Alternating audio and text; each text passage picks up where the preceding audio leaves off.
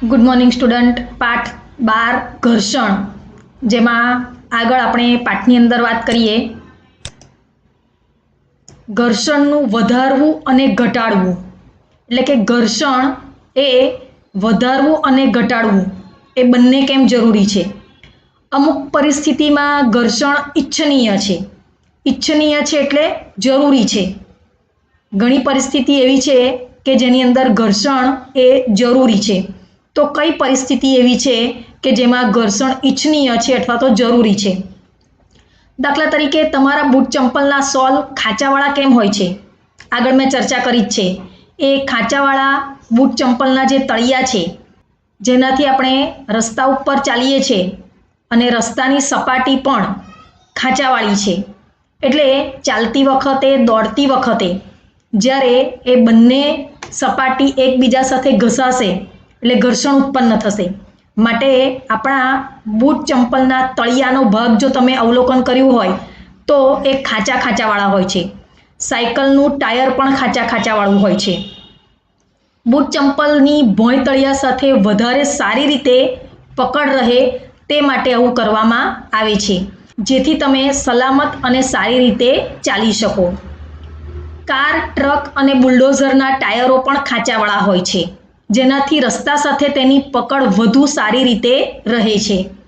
વાહનો અને સાયકલોની બ્રેકની પ્રણાલી જે છે, પ્રણાલી એટલે કે સિસ્ટમ, એ બ્રેક પેડનો ઉપયોગ કરીને આપણે જાણી જોઈને ઘર્ષણમાં વધારો કરીએ છીએ. ઘણી વખત એકદમ ફાસ્ટ સાયકલ ચલાવીએ અને પછી બ્રેક મારી દઈએ, અને તમે જોયું છે કે ટાયરની બહારની સપાટી પર નાના પેલા બ્રેક પેડ લગાવેલા હોય. એના કારણે શું થાય, એ બ્રેક તમે જેવી મારો એટલે સાયકલ અટકી જાય છે, એટલે કે સાયકલ ગતિ કરતી બંધ થઈ જાય છે. આ અહીંયા દર્શાવેલું છે, તમે જોઈ શકો છો. અહીંયા બૂટ ચંપલના તળિયાના સોલ જે છે, નીચેનો ભાગ ખાંચાવાળો છે. પછી આ ટાયરો જે છે, ટાયરોની સીધી લીસી સપાટી નથી, તમે જોઈ શકો છો, ખાંચાવાળી છે. જ્યારે તમે સાયકલ ચલાવો છો તો તેના બ્રેક પેડ પૈડાને સ્પર્શ કરતા નથી. ચલાવીએ છીએ ત્યારે નથી કરતા, પરંતુ જ્યારે તમે બ્રેક લીવરને દબાવો છો ત્યારે આ પેડ ઘર્ષણને કારણે પૈડાની કોર એટલે કે એની જે પેલી સ્ટીલની રિંગ હોય છે, રિંગ બરાબર, ની ગતિને શું કરે છે? રોકી દે છે, અને પૈડું ગતિ કરવાનું બંધ કરે છે. કબડ્ડીના ખેલાડીઓ પણ પોતાના હાથ પર માટી ઘસે છે. સ્પોર્ટ્સ ડેમાં તમે જોયું હશે, અને તમે કેટલાક વિદ્યાર્થી મિત્રો જે કબડ્ડીમાં ભાગ લે છે અથવા તો રમવા માટે જાય છે, એ લોકોને ખબર જ હશે કે કબડ્ડીના ખેલાડીઓ જે છે તે પોતાના હાથ પર માટી ઘસે છે, જેથી તેઓ પોતાના વિરોધીઓને, એટલે કે સામે જે બીજી ટીમ છે એ વિરોધીઓને વધારે સારી રીતે પકડી શકે. કસરતબાજ, બરાબર, કસરતબાજ પણ પોતાના હાથ પર કોઈ બરછટ પદાર્થ લગાવી દે છે, જેથી ઘર્ષણમાં વધારો કરીને સારી રીતે પકડ બનાવી શકે. કસરતબાજ છે, બરાબર, કુસ્તી રમતા હોય તે લોકો પણ તમે જોયું હશે, હાથ પર શું કરે છે? બરછટ પદાર્થ અથવા તો શું કરશે? માટી લગાવશે, કે જેથી કરીને સારી રીતે સામેની વ્યક્તિને પકડી શકે. આ કેમ આવું કરે છે? કે સામેની વ્યક્તિને પકડવાની છે, સાથે સાથે ઘર્ષણમાં વધારો કરે છે, તો જ એ વ્યક્તિને પકડી શકે. અમુક પરિસ્થિતિઓમાં જો કે ઘર્ષણ અનિચ્છનીય છે. આગળ મેં વાત કરી કે ઘર્ષણ વધારવું અને ઘટાડવું. તો કેટલીક પરિસ્થિતિ એવી છે કે જેની અંદર ઘર્ષણ અનિચ્છનીય એટલે જરૂરી નથી. આથી આપણે તેને ઓછું કરવા માટે ઈચ્છીએ છીએ. ઘર્ષણને શું કરીશું? આપણે ઓછું કરીશું. આગળ વાત શું કરી મેં? કે કસરતબાજ ઘર્ષણ વધારવા માટે હાથ પર માટી ઘસે છે. બીજી પરિસ્થિતિ એવી છે કે જેમાં ઘર્ષણ ઓછું કરવાની છે. તો કઈ એવી પરિસ્થિતિઓ છે? કેરમ બોર્ડ પર તમે બારીક પાવડર છાંટો છો. કેરમ રમીએ છીએ ત્યારે એના ઉપર બારીક પાવડર છાંટીએ છીએ, બરાબર, એટલે શું કરીએ છીએ? ઘર્ષણ ઓછું કરવા પ્રયત્ન કરીએ છીએ. આ તમે અહીંયા જોઈ શકો છો. પાવડર છાંટવાનું કારણ શું છે? કે ઘર્ષણ ઓછું કરવાનું છે. નહીં તો શું થશે? પછી કેરમની કૂકી જે છે તે એક જગ્યા પરથી તમે મારશો તો સરળતાથી બીજી જગ્યાએ જશે નહીં. પણ જો બારીક પાવડર છાંટેલો હશે તો સહેલાઈથી એક કૂકી સરકે છે. દરવાજાના મિજાગરામાં પણ તેલના થોડાક ટીપા નાખીએ છીએ, પછી હિંચકાના પેલા કડા આવે છે તેની અંદર પણ, એટલે દરવાજો કે હિંચકાના કડા જે છે એ સહેલાઈથી હલનચલન કરી શકે. સાયકલ તથા મોટરના કારીગરોને પણ તમે કામ કરતા જોયા હશે, મશીનોમાં પણ. એટલે મશીનરીની અંદર જે કામ કરતી વ્યક્તિ છે એ પણ મશીનને ગતિશીલ ભાગોની અંદર ગ્રીસ લગાડે છે. અહીંયા તમે વિડીયો જો એટલે તમને સ્પષ્ટ રીતે ખ્યાલ આવશે કે કઈ રીતે આપણે દરવાજાના મિજાગરાને ગ્રીસ કરીએ અથવા તો ઓઇલિંગ કરીએ છીએ, ઊંજણ, કે જેથી કરીને સહેલાઈથી એ હલનચલન કરી શકે.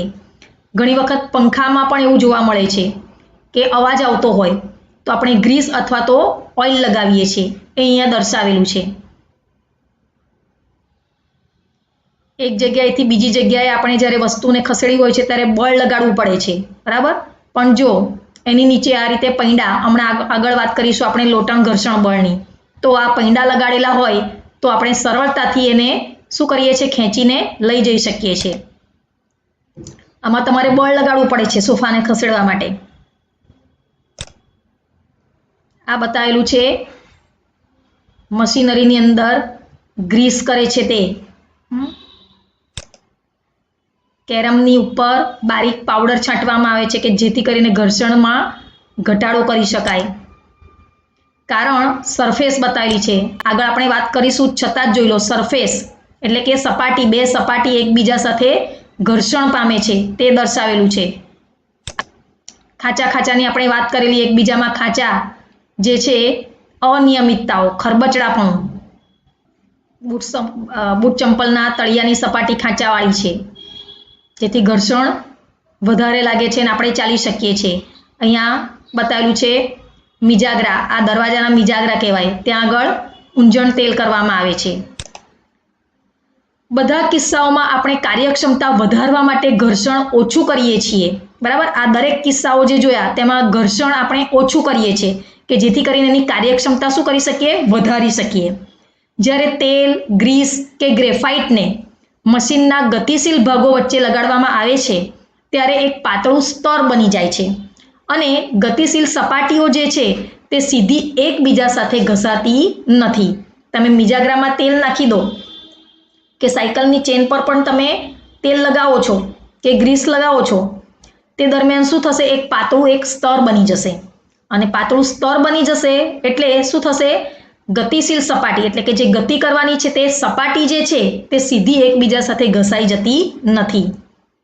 આ રીતે અનિયમિતતાઓ એટલે કે ખરબચડાપણાનું એકબીજા સાથેનું જોડાણ, હમણાં જોઈએ ને સપાટી ખાંચા ખાંચાવાળી અને બીજી સપાટી એના ઉપર ખાંચા ખાંચાવાળી, એટલે ખરબચડાપણું એકબીજા સાથેનું જોડાણ જે છે તે મોટા પ્રમાણમાં દૂર થઈ જાય છે અને હલનચલન કરવું સરળ બને છે.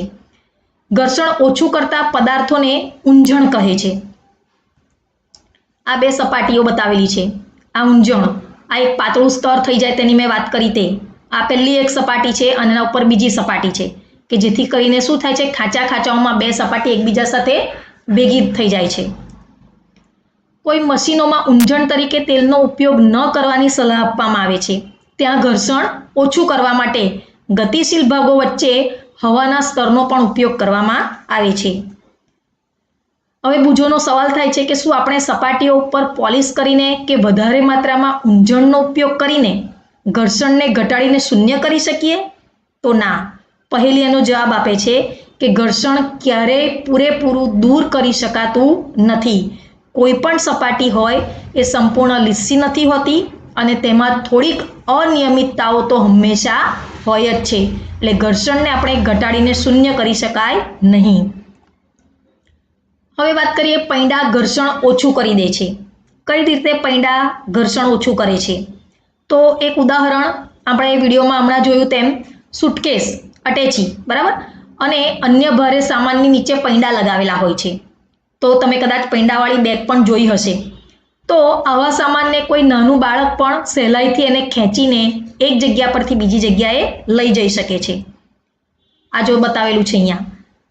ઉચકાય નહીં તો બળ લગાડવું પડે ઉચકવા માટે. અહીંયા જો નીચે પૈંડા લગાવી દીધા હોય તો તમે સહેલાઈથી એને ખસેડી શકો છો. એક પ્રવૃત્તિ બીજી પણ આપેલી છે કે નળાકાર પેન્સિલ લઈને તેને ટેબલ પર સમાંતર મૂકો અને એની ઉપર કોઈ એક પુસ્તક મૂકો.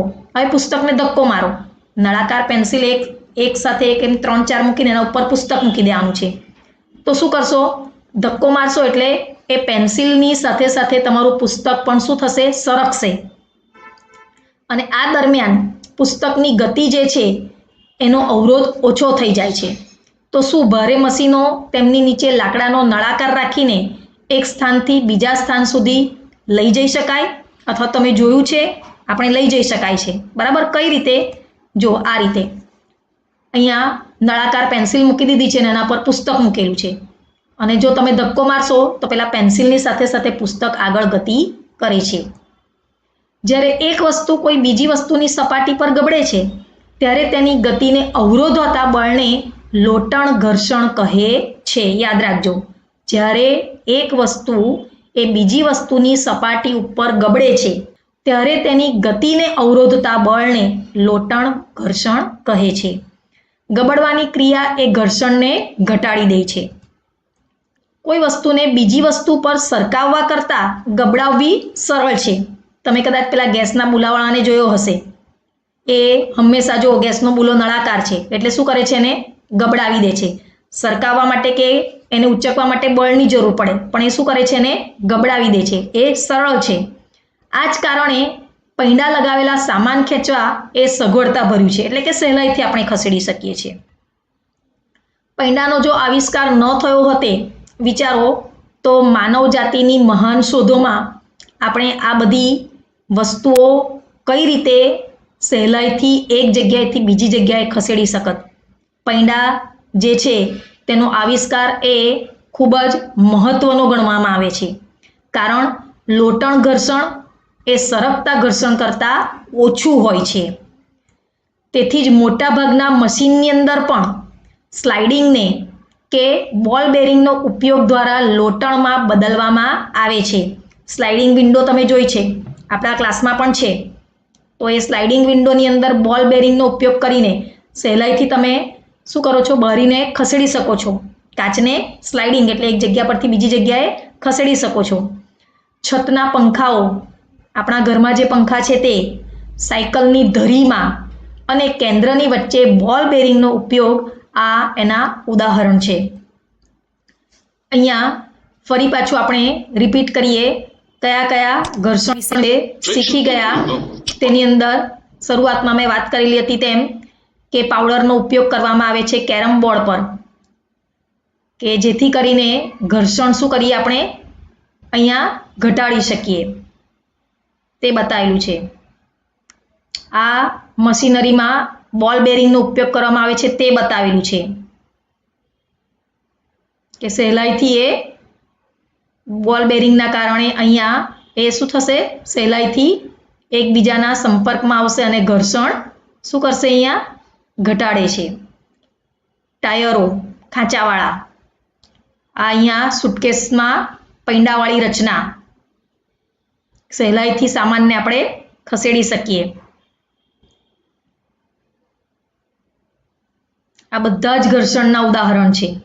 તરલ ઘર્ષણની વાત પછીના વિડીયોમાં કરીશું. અહીંયા તરલ ઘર્ષણનું ઉદાહરણ આપેલું છે, તેની ચર્ચા આપણે પછી કરીશું.